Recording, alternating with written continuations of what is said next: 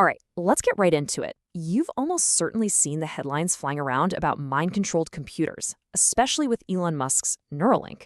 I mean, it sounds like something straight out of a sci-fi movie, right? But what's really going on here is so much bigger than just one company or one single device.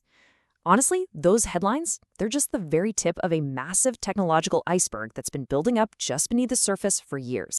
So let's start with the name everybody knows, Neuralink.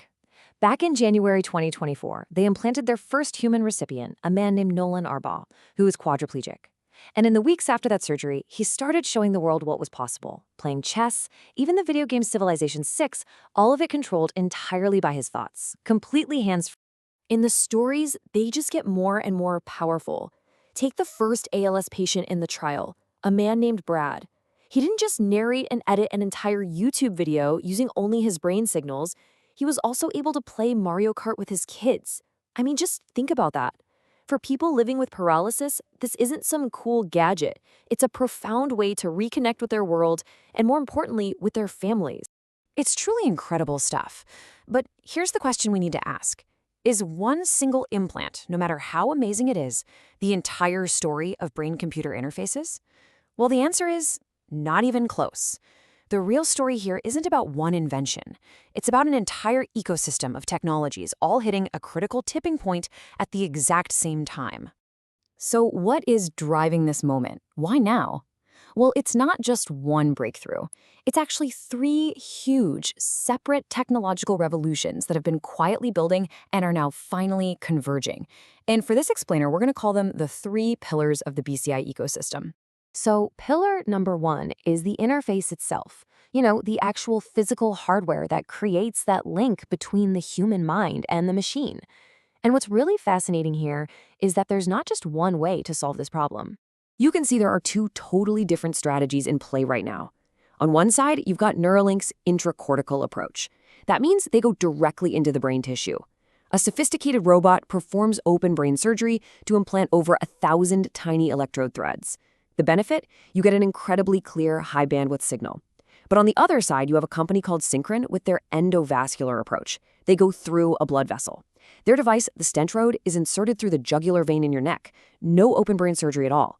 Now, the signal isn't quite as precise, but the procedural risk is way lower. It's a classic engineering trade-off, precision versus safety. Okay, so you've got the hardware to make the connection, but where exactly do you connect to? That brings us to our second pillar, the map. This is all about the science of connectomics, which is this massive global effort to chart the brain's entire wiring diagram. And really, the logic is pretty simple. If you want to properly interface with a system as complex as the brain, you absolutely need a detailed roadmap first. You need to know where all the circuits, all the pathways, and all the connections are. You wouldn't try to navigate a huge city without a map, right? Well, it's the same idea here.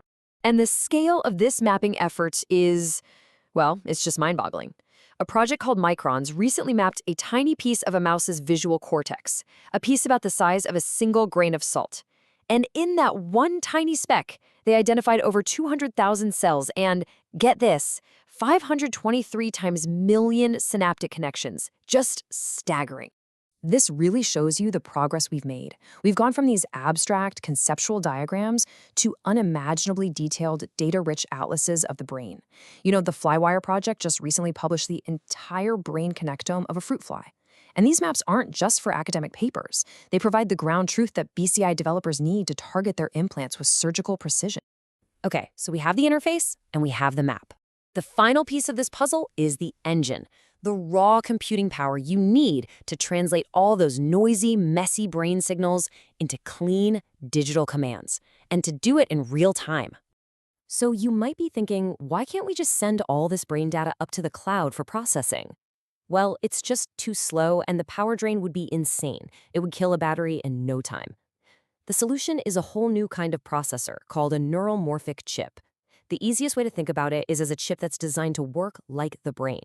It's incredibly efficient because it only fires up and processes information when it absolutely needs to. And the efficiency gains you get from this approach are just massive. This chart shows a metric called TOPS per watt, which is basically a fancy way of saying how much computing you get for every bit of energy you use. A really powerful GPU, like one in a high-end gaming PC, gets around 3. A neuromorphic chip? It gets around 15. That is a 5-fold increase in efficiency. And when you're talking about a device that's going to be implanted inside a person's head, that kind of power efficiency is absolutely non-negotiable. So there we have it, our 3 pillars: interfaces, maps, and engines. Now, the real magic, the part where this all gets really exciting, is when you see how they all connect together. A simple way to think about it is like building a city. First, connectomics drafts the detailed blueprint, the master plan that shows where everything needs to go. Then, BCI hardware companies like Neuralink and Synchron come in and construct the actual buildings and the bridges, creating those physical connections. And finally, the neuromorphic chips provide the local power grid, making the entire city run efficiently without having to rely on some distant, slow power plant. This convergence of all 3 pillars is what's transforming BCIs from a purely medical miracle into something else entirely, a brand new category of mainstream consumer technology. And all of this leads to a landmark moment happening in 2025. Synchron, that's the company with the less invasive implant, partners with Apple. All of a sudden, a BCI can connect directly to an iPad or an iPhone, just like you'd pair a set of AirPods. This is absolutely huge. It legitimizes the entire platform. Apple, one of the biggest tech companies on the planet, is now officially treating the brain as a standard first-class input device, right alongside a mouse and a keyboard. And this brings us right to the core idea of this whole explainer. What we are witnessing right now is the birth of a brand new technological ecology. Probably the best way to understand Neuralink's role in all this is to think of it as a selection event.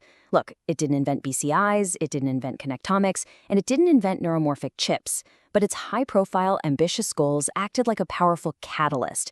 It forced the convergence of all these pre-existing fields, making the entire ecosystem grow up and compete at a much, much faster rate.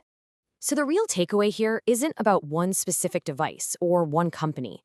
The real revolution is the quiet convergence of these 3 foundational pillars: the incredibly detailed maps of the brain, the competing hardware interfaces designed to connect to it, and the hyper-efficient engines needed to power it all.